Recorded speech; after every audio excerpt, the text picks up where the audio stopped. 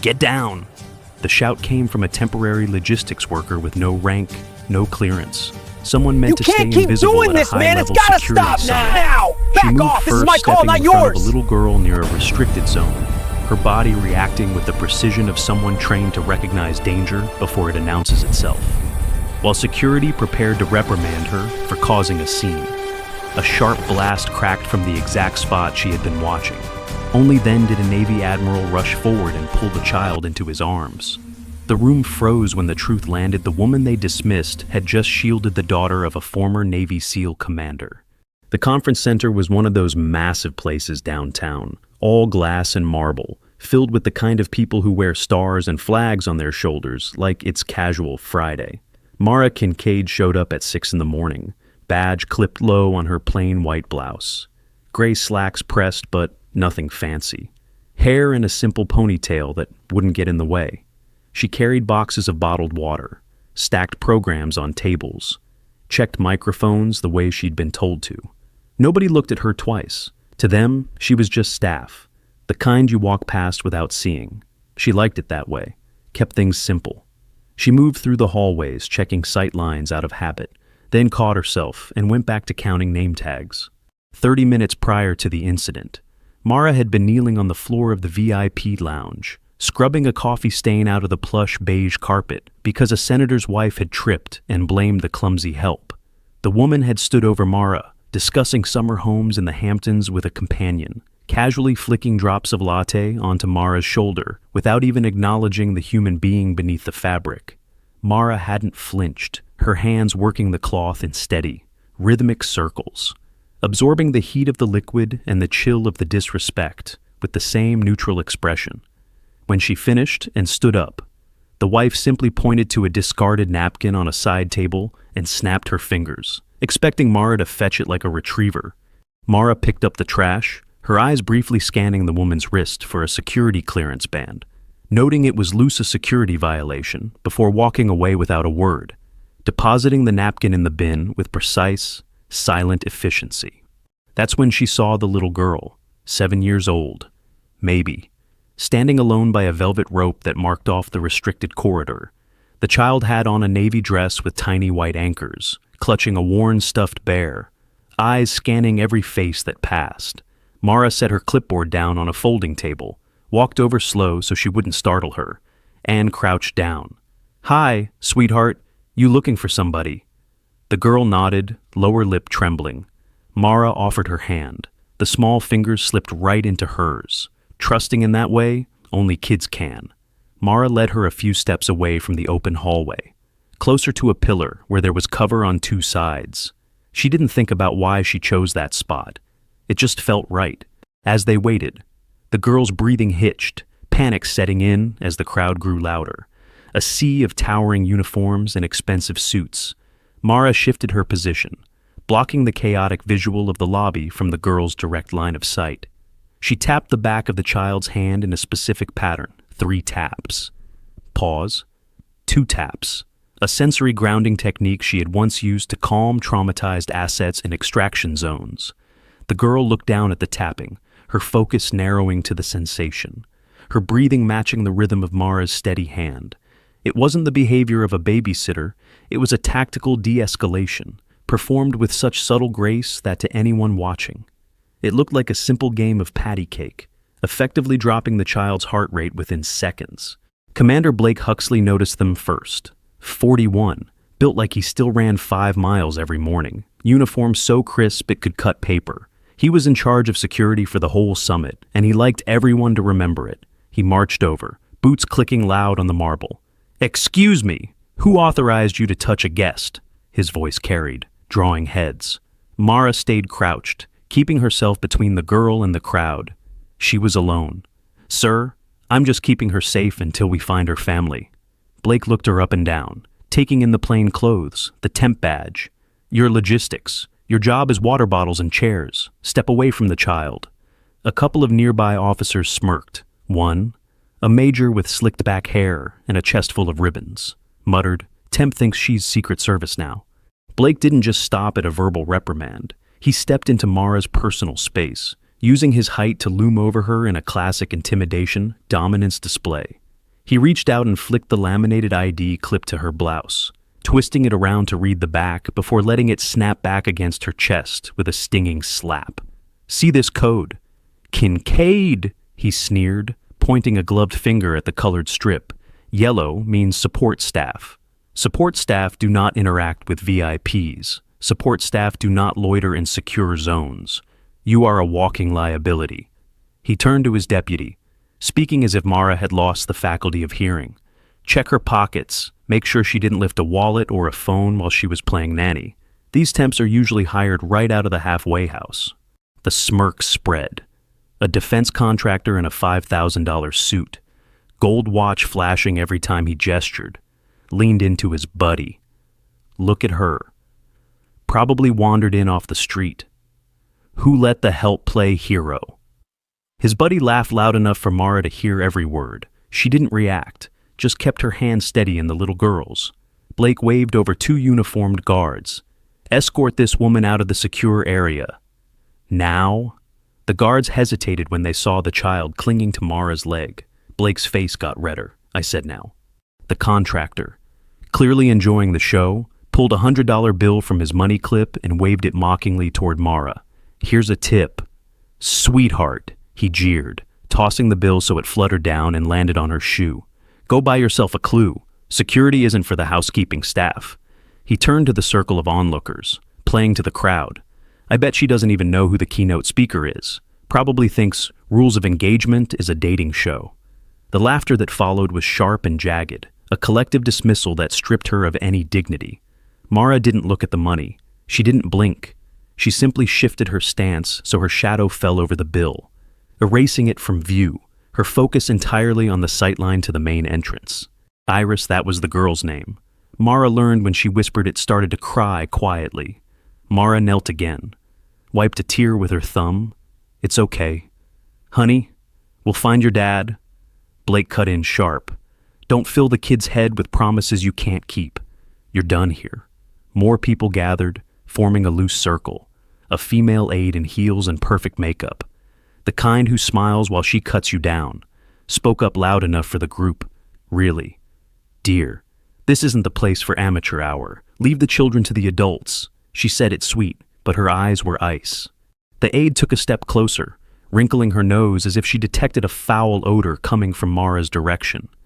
"And look at those shoes," she whispered loudly to a colleague, gesturing to Mara's practical, rubber-soled boots designed for traction and silence, not style.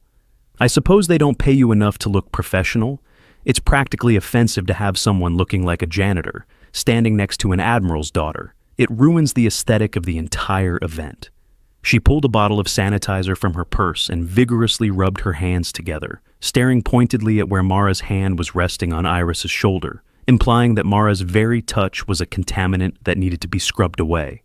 Another voice joined in, this one a retired general with a voice like gravel. "In my day, we knew who belonged and who didn't. No offense. Miss, but you stick out like a sore thumb." Laughter rippled again. Someone else added, "Bet she doesn't even have clearance to breathe in here." Mara stood slowly, keeping Iris behind her. She looked Blake straight in the eye. "The child is frightened. Give me 2 minutes to page her family." Blake barked a laugh. "You don't give orders, you take them." "Guards, move her." The general stepped forward, blocking Mara's path with his cane, using it to point at her chest. "You don't have the bearing of someone who belongs in a room with decision-makers," he lectured, his voice booming with unearned authority. "You slouch, you fidget. You look like you're waiting for a bus, not protecting a high-value asset. It's insulting to the uniform to have you pretending to understand the gravity of this situation." He turned to Blake. "Commander, why are we letting this civilian debate protocol in the field? Insubordination like this would be handled with a court-martial. Get her out of my sight before I lose my appetite for the gala dinner." The guards stepped forward. Iris wrapped both arms around Mara's leg, shaking her head hard. Tears ran down her cheeks. Mara rested a hand on the girl's curls. Steady. Calm. Blake rolled his eyes. "Now we've got drama. Perfect." Phones came out discreetly. People recording the crazy temp making a scene. A young captain near the back muttered, Somebody get her out before she traumatizes the kid more. The circle tightened. The air felt thick with judgment. One of the younger guards, trying to impress Blake, grabbed Mara's arm with unnecessary force, his fingers digging into her bicep hard enough to bruise. Iris shrieked, a high-pitched sound of pure terror, and kicked at the guard's shin, instead of backing off. The guard shoved the child away, sending her stumbling backward onto the hard marble floor. Mara didn't strike back, though. Her muscle memory screamed to shatter the guard's wrist, but she did plant her feet like concrete pillars, twisting her arm with a subtle, technical torque that broke the guard's grip instantly without looking like an attack. She scooped Iris up before the girl could hit the ground, absorbing the impact with her own knees, while the guard stood there confusingly rubbing his numb hand, unsure how he had lost control. Mara shifted her weight just slightly, eyes flicking to the far end of the hall, scanning exits, corners, sight lines. A lieutenant standing off to the side noticed the movement. His head tilted. He'd seen that kind of sweep in training videos. Precise, economical. Not the flail of a panicked civilian. Mara felt his stare, adjusted her stance, pretended to fix the cuff of her sleeve. The moment passed, but the lieutenant kept watching. Blake raised his voice again, making sure the whole lobby heard. "This is an official warning. Release the child and leave the premises, or you'll be removed by force." He loved an audience. Iris sobbed harder. Mara whispered something the girl couldn't hear over the noise. Blake sneered. "Stop whispering secrets. You're not her mother. You're nobody here." The contractor from earlier piped up again. "Seriously. Lady, read the room. You're embarrassing yourself." More chuckles. The contractor's friend, emboldened by the lack of response, pulled out his phone and started live streaming the encounter. "Check this out. Guys," he narrated, panning the camera from Mara's plain face to the crying child. "This is what happens when you hire cheap labor for a top-tier event. Mental breakdown in the lobby. She thinks she's kidnapping the kid or something. Look at her eyes, lights are on, but nobody's home. Total psycho. $10 says she starts screaming about government conspiracies in the next 30 seconds. He shoved the phone within inches of Mara's face. "Say hi to the internet. Sweetheart, you're going to be famous for all the wrong reasons." The guards reached for Mara's arm. She didn't resist, just kept her body shielding Iris. One guard looked uncomfortable, but orders were orders. Blake nodded approval. "Good. Get her out the service door so the real guests don't have to watch this mess." Then came the sound barely there, a faint metallic scrape, like something small hitting concrete far down the side corridor. Most people didn't catch it over the chatter. Mara did. Her whole body went still for half a second. It wasn't just a scrape. It was the specific, rhythmic clatter of a pressure-release trigger failing. A sound she hadn't heard since a dusty marketplace in Kabul. Her nostrils flared, catching the faintest trace of ozone and accelerant underneath the heavy perfume of the aide and the cologne of the contractor. The pattern of the sound told her the device was improvised, unstable, and less than 40 feet away. She didn't calculate the odds. She simply accepted the physics of the blast wave that was already inevitable. Then she moved. Fast! Get down! The words exploded out of her as she spun, wrapped both arms around Iris, and dropped them both behind the pillar, covering the child completely. People stumbled, some hitting the floor, others freezing in shock. A second later, the blast cracked sharp, contained, but loud enough to rattle windows. Smoke billowed from the exact corner Mara had been watching. The room erupted, screams, running feet, radios squawking. Blake shot to his feet, face purple. "Who the hell yelled that? You caused mass panic." He stormed over, pointing at Mara, still crouched over Iris. "You're under arrest for inciting chaos in a secure facility." A woman nearby clutched her knee. I fell because of her screaming. Another man brushed dust off his suit. Glaring, irresponsible civilian bullshit. Blake grabbed his cuffs.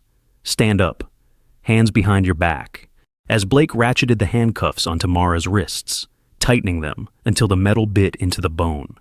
The injustice of the scene reached a fever pitch. The real threat, the man with the backpack, was currently being tackled by a SWAT team in the distance. But the immediate anger of the crowd was focused entirely on the woman who had dared to disrupt their evening. "She's the decoy," the general shouted, pointing a shaking finger. She screamed to distract us. Check her for a wire. She's probably working with them. The mob mentality took over, guests spitting insults at the woman kneeling in the debris, while Iris screamed for them to stop, her small voice drowning in the sea of accusations. Mara remained silent, her head bowed not in submission, but to keep her eyes on Iris, ensuring the girl wasn't hit by the falling plaster dust. Iris was crying hard now, but she wouldn't let go of Mara's shirt. Mara stayed over her, murmuring soft words, ignoring the cuffs.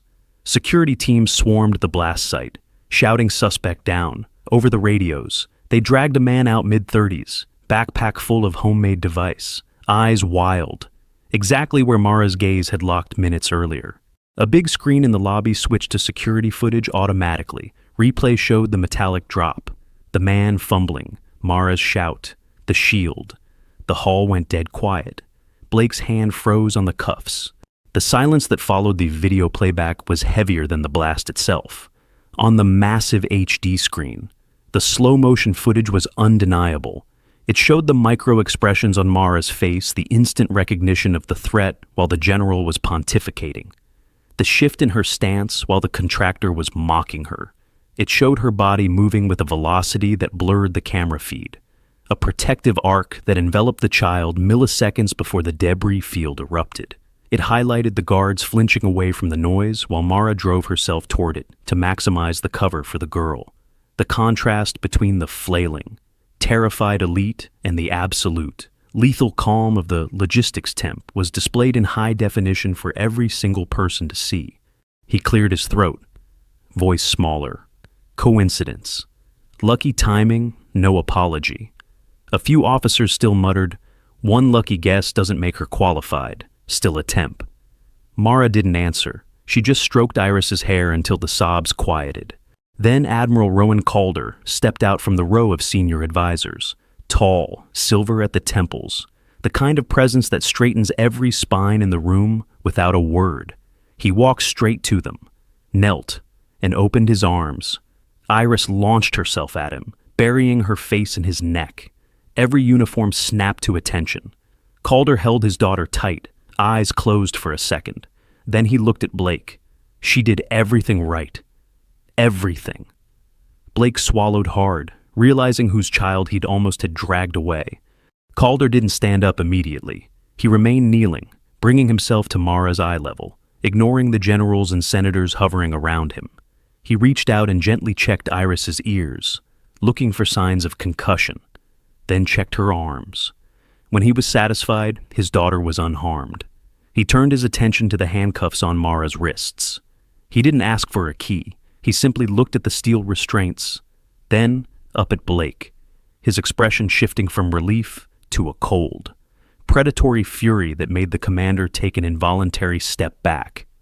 "You put iron on her?" Calder asked, his voice dangerously soft. "You shackled the only person in this room who actually did their job." The shame in the room was palpable, radiating off Blake in waves. The Admiral stood, Iris in his arms. Blake tried one last recovery. "Sir, with respect. The woman is civilian personnel. No rank, no Calder cut him off calm, I heard." The single word landed heavy. Blake shut up. Some in the crowd still shifted uncomfortably. The contractor averted his eyes. The aide suddenly found her shoes fascinating. Mara stood slowly, brushed off her slacks, picked up her fallen clipboard like nothing had happened. Blake muttered under his breath, "Still just a civilian. One moment doesn't rewrite protocol." A couple heads nodded agreement. Mara didn't look at him. She gave Iris a small smile, touched the girl's cheek once, then turned to walk away. Calder spoke again, clear, carrying, Commander Kincaid. The room inhaled as one. Mara stopped, turned back. Calder kept going. "Former SEAL Team 3, honorable separation. Classified. She pulled me out of a kill zone in Kunar Province 12 years ago. Taught half the men in this building what real leadership looks like. Silence so thick you could feel it. I'd trust her with my daughter's life. I just did." The revelation hit the aide like a physical blow. She stared at Mara's cheap shoes, suddenly realizing the worn tread wasn't from poverty, but from thousands of miles of rucking in terrain that would have broken anyone else in the room. the contractor, who had made the joke about the rules of engagement, looked as if he might vomit. He realized with a sickening lurch that the woman he had tried to humiliate for a laugh had likely forgotten more about combat and survival than he would ever learn in a lifetime of defense expos. The $100 bill still lay on the floor where he had thrown it, now looking like a pathetic, trashy monument to his own ignorance. Faces changed color all over the lobby. The contractor went pale. The aide's mouth opened, closed. The general stared at the floor. Blake looked like someone had punched him in the gut. But Calder wasn't finished. He reached into his dress uniform pocket and pulled out a heavy challenge coin, the gold flashing under the lobby lights. It wasn't a standard unit coin. It was a commander's coin, minted for acts of extreme valor. He walked over to Mara, took her hand, the one that had scrubbed the carpet, the one Blake had slapped a badge against, and pressed the coin into her palm. He didn't just shake her hand, he held the salute, a full 3-second hold that forced every other officer in the room, from the lieutenants to the generals, to scramble into a position of attention. They were saluting the temp. They were saluting the woman they had mocked, and for the first time all night. The silence wasn't judgmental, it was reverent. Later that afternoon, Blake was called into a closed office. By evening, he was relieved of command pending investigation, failure to recognize threat indicators, public mistreatment of the individual who neutralized the incident. Career over. The fallout for the others was swift and brutal in its immediacy. The contractor, trying to slip away unnoticed, was intercepted by Admiral Calder's chief of staff near the valet stand. "Your firm's pass for the remainder of the summit has been revoked," the chief said, loud enough for the waiting line of CEOs to hear. "And the Admiral has requested a full audit of your current government contracts, specifically regarding personnel vetting standards. Since you seem so concerned with the quality of the help, we want to make sure your own house is in order." The contractor stammered, watching his business empire crumble in real time as his car pulled up, the valet looking at him with pity. The aide's old social media posts resurfaced snide comments about low-class help. Sponsors dropped her. Invitations stopped coming. The general's promotion packet got flagged. Quiet note attached inappropriate conduct during active threat. Mara didn't watch any of it. She finished her shift, clocked out, walked to her truck in the staff lot, drove home to a small apartment with no flags on the wall. Calder sent a handwritten note the next week. Simple, thank you again. For everything. Iris mailed a crayon drawing stick figure lady with brown ponytail holding hands with a smaller stick figure under the words, "My hero." The lieutenant who'd noticed her scan asked to buy her coffee. She politely said no. He saluted anyway. The following Monday, the lieutenant found Mara loading crates at a different warehouse. He didn't try to chat her up this time, didn't try to offer a drink. He simply walked up, removed his own unit patch, the Velcro ripping loudly in the quiet bay, and placed it on the table next to her clipboard. It was a gesture of supreme respect, acknowledging that she outranked him in every way that mattered, uniform or not. Mara paused, looked at the patch, gave him a single, sharp nod, and went back to work. He turned and walked away, standing a little taller, knowing he had just met a legend in the flesh. New training modules rolled out across bases, using anonymized footage of civilian staff reaction time. Mara kept volunteering at the local veterans center on weekends, teaching kids how to spot exits without ever mentioning why she knew. Some nights she sat on her balcony, looked at the stars, fingers tracing an old scar on her forearm nobody ever saw. Balances settled without her lifting a finger. People who'd laughed found their voices quieter in meetings. People who judged learned to wait before speaking. And Mara kept moving forward. Same plain clothes, same quiet steps. You know that feeling, don't you? When the room decides who you are before you open your mouth, when you swallow the words and stand anyway, when you protect someone smaller even while they're tearing you down. You've been there. You stayed steady. You weren't wrong for it. You were never alone in it. Where are you watching from? Leave a comment below and hit follow to walk with me through heartbreak, betrayal, and finally, healing.